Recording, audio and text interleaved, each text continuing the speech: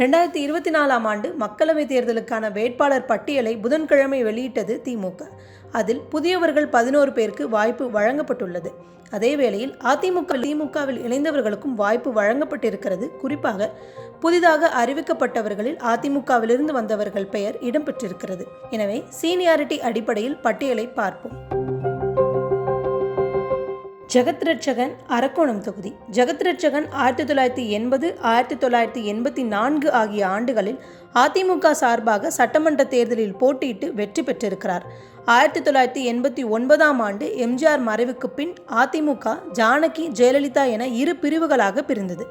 அப்போது ஜானகி அணியில் சட்டமன்ற தேர்தலில் போட்டியிட்டு தோல்வியடைந்தார். அதன் பின் திமுகவில் இணைந்தார். தற்போது திமுகவில் முக்கியமான தலைவராக வலம் வருகிறார். இவர் கடந்த முறை அரக்கோணம் மக்களவை தொகுதியில் போட்டியிட்டு வெற்றி பெற்றார். தற்போது இந்த தேர்தலிலும் அதே தொகுதியை திமுக ஒதுக்கி இருக்கிறது. 1999ஆம் ஆண்டு தொடங்கி அரக்கோணம் மக்களவை தொகுதியில் அதிக முறை எம்பியாக தேர்ந்தெடுக்கப்பட்டவர் ஜெகத்ரட்சகன் என்பது குறிப்பிடத்தக்கது. இவர் வழக்கு, விசாரணை என சர்ச்சையில் சிக்கிய நிலையிலும் திமுக இவருக்கு எம்பி சீட் வழங்கி இருக்கிறது. தங்க தமிழ்ச்செல்வன் தேனி தொகுதி. 2001ஆம் ஆண்டு ஊழல் வழக்கில் தண்டனை பெற்றதால் ஜெயலலிதாவால் சட்டசபை தேர்தலில் போட்டியிட இயலாத நிலை ஏற்பட்டது.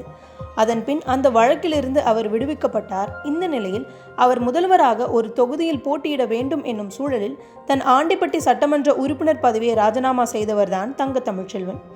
இப்படியான அதிமுக விசுவாசியாக தான் இருந்திருக்கிறார். அதிமுகவின் ராஜ்யசபா உறுப்பினராகவும் தேர்ந்தெடுக்கப்பட்டிருக்கிறார்.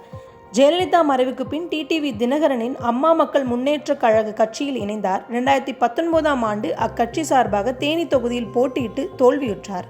அந்த ஆண்டே அதிமுகவிலிருந்து விலகி திமுகவில் இணைந்தார். அவருக்கு தற்போது திமுக சார்பாக மக்களவையில் தேனி தொகுதியில் போட்டியிட வாய்ப்பு வழங்கப்பட்டுள்ளது. செல்வகணபதி சேலம். 1991 முதல் 1996ஆம் ஆண்டு ஆட்சி காலத்தில் அதிமுக கட்சியின் உள்ளாட்சித்துறை அமைச்சராக பதவி வகித்தார். 1999ஆம் ஆண்டு அதிமுக சார்பில் சேலம் மக்களவை தொகுதியில் போட்டியிட்டு வெற்றி பெற்றார். இந்த நிலையில் 2008ஆம் ஆண்டு திமுகவில் இணைந்தார். 2010ஆம் ஆண்டு திமுக சார்பாக மாநிலங்களவை உறுப்பினரானார். அதிமுக ஆட்சி காலத்தில் சுடுகாடுக்கு மேற்கூரை அமைப்பதில் ஊழல் நடந்ததாக இவர் மீது வழக்கு தொடரப்பட்டது. இதில் அவர் குற்றவாளி என 2014ஆம் ஆண்டு நீதிமன்றம் தீர்ப்பு வழங்கி 2 ஆண்டுகள் சிறை தண்டனையும் விதித்தது. இதனால் இவரின் மாநிலங்களவை பதவி பறிபோனது. குறிப்பாக தமிழகத்தைச் சேர்ந்த ஒரு அரசியல் தலைவர் ஊழல் வழக்கில் தண்டனை பெற்று தன் மாநிலங்களவை பதவியை பறிகொடுத்தவர் என்னும் பெயர்தான் இவருக்கு கிடைத்தது. தற்போது 25 ஆண்டுகளுக்கு பின் சேலம் மக்களவை தொகுதியில் போட்டியிட திமுக வாய்ப்பு வழங்கியுள்ளது. கணபதி ராஜ்குமார் கோவை. கணபதி ராஜ்குமார் முதலில் அதிமுகவில் தான் தன் அரசியல் பயணத்தை தொடங்கினார். கடந்த 2014ஆம் ஆண்டு அதிமுகவின் கோவை மாநகராட்சி மேயராக தேர்ந்தெடுக்கப்பட்டார். அப்போது அமைச்சர் SP வேலுமணி உள்ளிட்டோருக்கு நெருக்கமாகவும் இருந்தார்.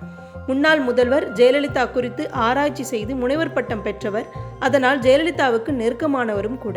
ஜெயலலிதா மறைவுக்கு பின் வேலுமணி அரசியல் தலையீடுகளால் அதிமுகவிலிருந்து விலகினார்.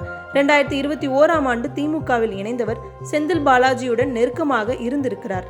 இருவருக்கும் அதிமுக தாய்க்கழகம் என்னும் அடிப்படையில் இந்த நெருக்கம் ஏற்பட்டிருக்கலாம். ஆனால் அதன் பின் கோவை திமுகவில் இவர் கை ஓங்கியது.